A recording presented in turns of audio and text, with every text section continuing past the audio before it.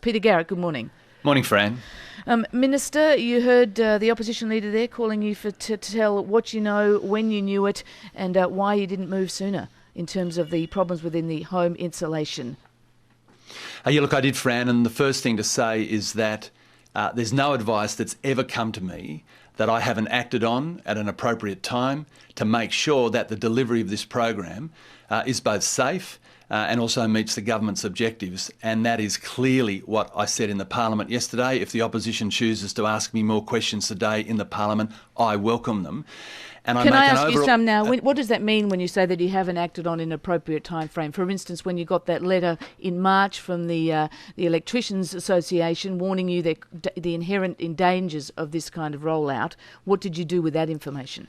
Well, that letter referred specifically to training issues and their views that they wanted to have raised. It was responded to by the department and pointed out where the Australian standards actually sat in the current module of material that's there for installers, and also inviting them to participate in the consultation process and the stakeholder processes that I've got underway, which we've done and which we continue to do.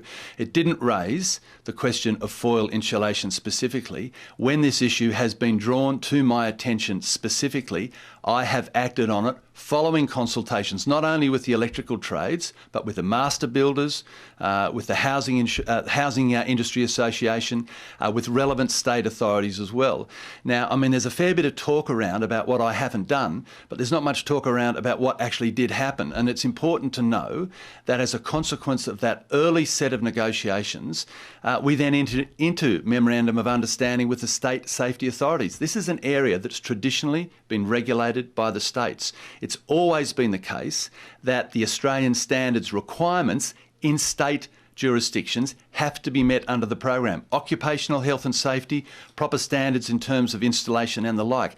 But our response to that issue, on the basis of the advice that I received from my department, was to consider a nationally accredited training module for the installation of insulation. But and when we was set that training underway. when was that training module set up? Well, the discussions began straight away, and 1st of July it was underway. But by the 1st of July, thousands of homes had already had insulation laid, and there were many roof fires because they'd been laid improperly. Well, there weren't many roof fires, and the point is simple, Fran, about there this. were. The WA Commission was warning in June that they were getting a fire a week. Let me just deal with the question of standards and guidelines under the program.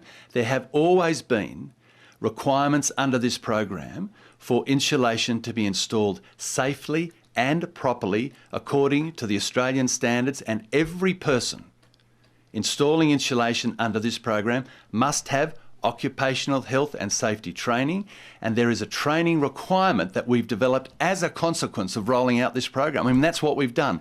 It wasn't regulated before. It is now. It didn't happen overnight. I'd be the first to admit it. And isn't that the problem? You lost control of the scheme because you allowed the scheme to roll out before everybody got trained.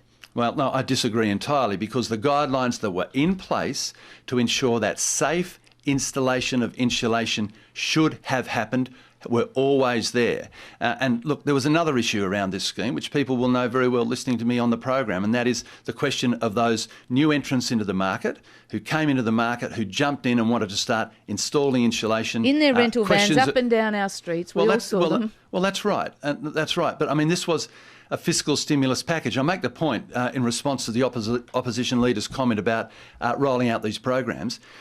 This is the largest energy efficiency program that we've ever seen in the country. We've insulated over 1 million homes since the inception of the program in February and its formal start in July. That is a significant achievement by any measure. And in each step along the way, we have been absolutely, and I have been absolutely keen to make sure that we get the training in place to lift the standards that were there, that safety is a priority, and that issues that are drawn to my attention by my department at that time, bringing advice to me, following the consultations with industry, are acted upon. Now, I'm happy to take any questions the opposition want to throw at me today in the House. Very happy to do that. And I'll make one other point about foil insulation, and that's this.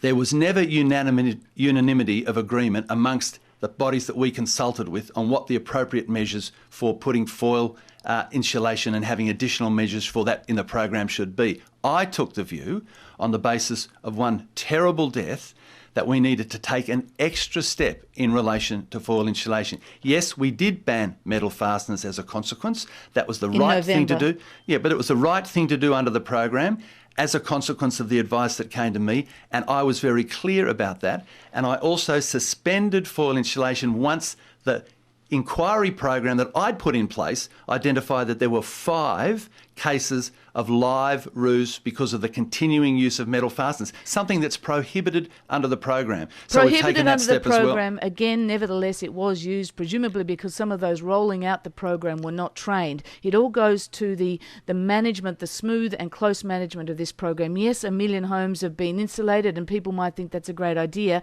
but 4 people have died in that process, which completely undercuts the credibility of your rollout. Do you accept that? No, look, no, I don't, Fran, and it's not that I don't feel very, very deeply any fatality in these programs or anywhere for that matter. But I make this point to you and to your listeners. People put insulation in their ceilings every day, and tradesmen come onto sites, and we know that the roof is a dangerous place to operate in. And we have in place the appropriate guidelines and Australian standards that are the norm. They are the requirement for tradespeople when they do that job. It's not the rebate that is causing accidents in people's roofs. It's negligent or inappropriate or slack behaviour on the part of a very tiny minority. Now, I'm taking additional steps to deal with that, and I'm very mindful of the safety issues around it, which is why I've taken the extra step in terms of foil insulation and the extra step in terms of making sure that we actually do an audit of all those homes that have foil insulation in them. And the indicative early results of some of that survey say to us that in actual fact there are a number of pre-existing electrical faults in the roofs, particularly where foil insulation has been introduced. So this is a big program. It's delivering not only on making sure we didn't go into recession, it's delivering the greenhouse costs, it's delivering the energy costs, it's certainly driven employment. Yes, it's a program that should and has had continuing improvement on the way through, and that's how I'm going to roll it out.